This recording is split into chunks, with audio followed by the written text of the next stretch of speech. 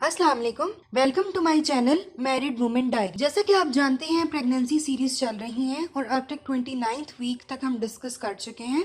मुझे कहते हैं डॉक्टर शाहिदा कंवल। तो आज हम डिस्कस करेंगे 30th वीक ऑफ प्रेगनेंसी। जैसा कि आप जानते हैं मैं आपको बताती हूँ आपकी फीलिंग्स के बारे में, आपकी बेली का क्या साइज होगा, बच्चे में क्या क्या तब्दीलियां होंगी, बच्चे का क्या साइज होगा, बच्चे में क्या क्या तब्दीलियां होंगी, अल्ट्रासाउंड में आप क्या देख सकते हैं, आपको क्या करना चाहिए और आपको क्या खाना चाहिए। पहला पॉइंट है फीलिंग्स महसूसात। पहला पॉइंट है हार्ट बर्न या इंडाइजेशन। 30th वीक में आपको सीने में जलन या बदहजमी महसूस हो सकती है, क्योंकि मैं बता चुकी हूँ कि प्रोजेस्टेरोन हार्मोन है जो प्रेगनेंसी में रिलीज होता है। ये मसल्स को रिलैक्स कर देता है और स्टमक जो है उसको अब ज्यादा खुलने की जगह भी नहीं मिल रही, क्योंकि आपकी यूट्रस का साइज बढ़ गया है। तो इन तमाम वजूहात की वजह से आपको बदहजमी और सीने में जलन महसूस हो सकती है। तो कोशिश करें कि खाली पेट ना रहें और खाना खाते ही ना लेटें और ज्यादा बड़े मील्स ना लें। छोटे छोटे पोर्शन में डिवाइड कर लें और खाना खाने के बाद कुछ देर तक कोशिश करें कि आप थोड़ी वॉक कर लें या थोड़ी देर सीधे होके बैठ जाएं। सेकंड पॉइंट है कॉन्स्टिपेशन।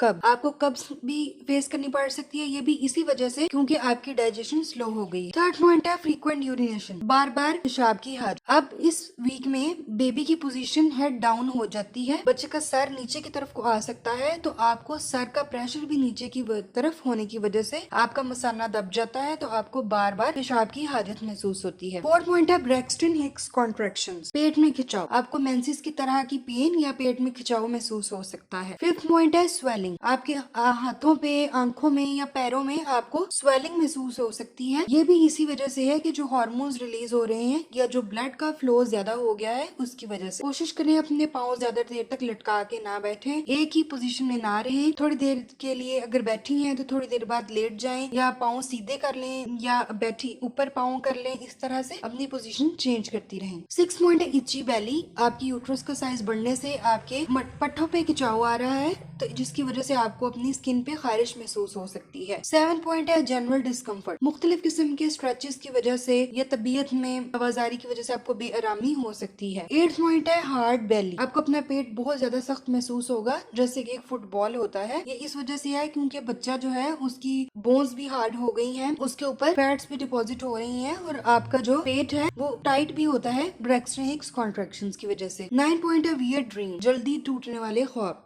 ये भी आपको हार्मोनल ही है प्रेगनेंसी की वजह से। 10 पॉइंट है डायरिया, पेचिश या कमजोरी भी आपको महसूस हो सकती है। आप दही में इसबगोल ले सकती हैं और पानी का बहुत ज्यादा ख्याल रखें। 11 पॉइंट है मूड स्विंग्स। एक तो आपको फर्स्ट ट्राइमेस्टर में मूड स्विंग्स होते हैं, अचानक चिड़चिड़ापन या गुस्सा आना, और आपको अब भी गुस्सा और चिड़चिड़ापन महसूस हो सकता है। 5th पॉइंट है फटीग। मॉर्निंग में ज्यादा आपको थकावट महसूस होगी, सुबह के वक्त आपको लगेगा जैसे आप ज्यादा थका हुआ महसूस कर। 6 पॉइंट है टायर्ड इजीली। आप जल्दी थकावट महसूस करेंगी थोड़ा सा काम करके। 7 पॉइंट है चेंजेस इन फीटल मूवमेंट, बच्चे की हरकत में तब्दीली। बच्चा अब ज्यादा जोर से किक करेगा और आप देख सकती हैं कि वो आपको जोर जोर से पंच भी करेगा। 8 पॉइंट है find the comfortable sleeping position. अपने लिए कोई आरामदेह पोस्टर ढूंढ लें जिसमें आप अपनी नींद पूरी कर लें, अपना जो पिलो है उसको एडजस्ट कर लें। सेकंड हमारा पॉइंट है साइज ऑफ बेली। तो आप देख सकती हैं इन पिक्चर्स में कि सिंगल बेबी अगर आप कैरी कर रही हैं तो आपका क्या बेली का साइज होगा, और अगर आप ट्विंस कैरी कर रही हैं तो आपके बेली का क्या साइज होगा। थर्ड पॉइंट है साइज ऑफ फीटस। बच्चे के साइज को हम अब किसी भी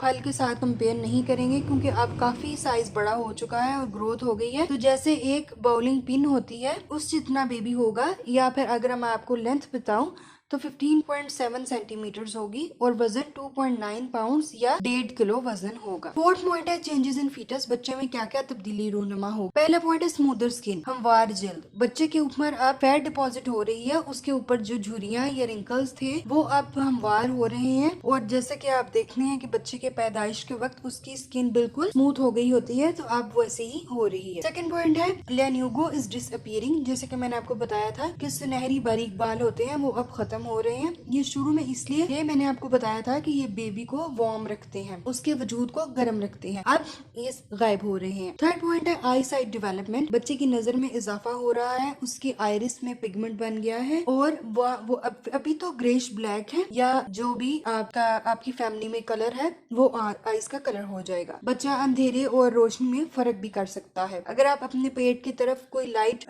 करें तो आप देखेंगे कि बच्चा मूवमेंट शो करता है। इस वक्त बच्चे की जो नजर है वो 20/400 विजन है, यानी कि वो बिल्कुल कुछ इंच तक देख सकता है, जबकि जो एक बड़ा आदमी है या एक एडल्ट है उसकी 20/20 होती है। फोर्थ पॉइंट है टाइट ग्रिप। बच्चे की आप ग्रोथ ज्यादा होने की वजह से उसकी जो गिरफ्त है वो काफी मजबूत हो जाती है। जैसे आप देखते हैं जब बच्चा पैदा होता है तो वो कितने मजबूती से हाथ पकड़ता है, लेकिन अभी बच्चे की मुट्ठियां बंद होंगी। फिफ्थ पॉइंट है रिंकल्ड ब्रेन, बलों वाला दिमाग, यानी कि उसके ऊपर फैट डिपॉजिट हो रहे हैं। जितने बल पड़ेंगे तो इसका मतलब है कि ग्रोथ बहुत अच्छी हो रही है और उसका जो एरिया है वो भी ज्यादा हो रहा है। सिक्स पॉइंट है bone marrow is making red blood cells, हड्डियों का गूदा सुर्ख खून के खुलिये बना रहा है और ब्लड सिस्टम की ग्रोथ हो रही है। ये एक बहुत अच्छा और पॉजिटिव चेंज है। फोर्थ हमारा पॉइंट है अल्ट्रासाउंड। अल्ट्रासाउंड में आप क्या क्या देख सकते हैं। पहला पॉइंट है फीचर्स। बच्चे के फीचर्स इस वक्त तकरीबन ऐसे हो चुके हैं जैसे पैदाइश के वक्त होते हैं, सिर्फ आपको इस वक्त बच्चे के चेहरे पे कुछ स्वेलिंग महसूस होगा। आसानी से आप बच्चे की जिन्स भी देख सकते हैं, जैसे कि आप इस पिक्चर में देख सकते हैं कि बेबी गर्ल है और बेबी बॉय है। सेकंड पॉइंट है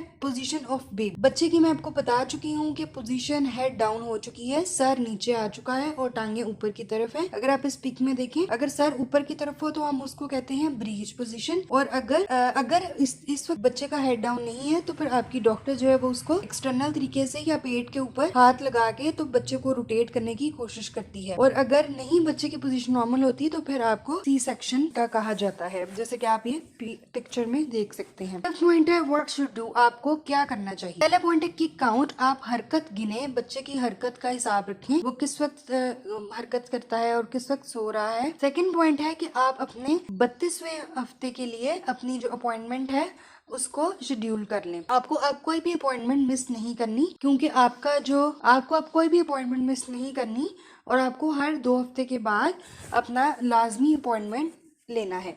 6 पॉइंट है व्हाट शुड ईट, आपको क्या खाना चाहिए।